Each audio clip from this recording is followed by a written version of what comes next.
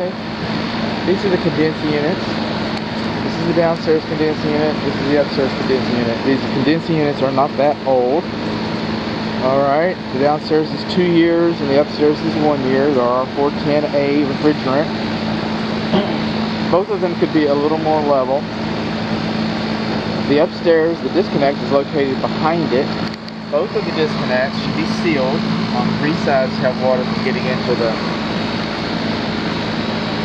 So, it could be more level. We should have more clearance, about 12 inches of clearance. That's what we're asking for, it's not what we're getting. They're both Sear 14 or better.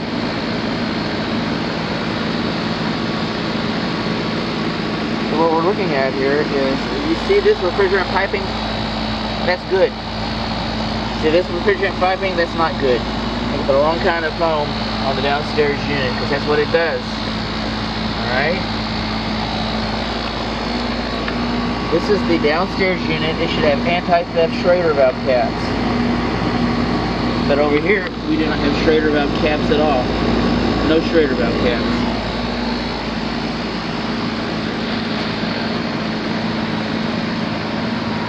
Downstairs,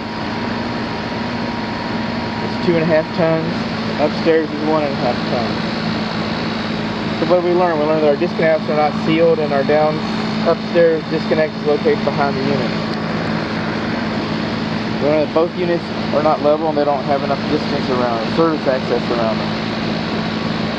We learned that the downstairs electric conduit is loose and it does not have anti-theft Schrader valve caps, and it has the wrong kind of refrigerant piping foam. We learned that the upstairs doesn't have Schrader valve caps at all.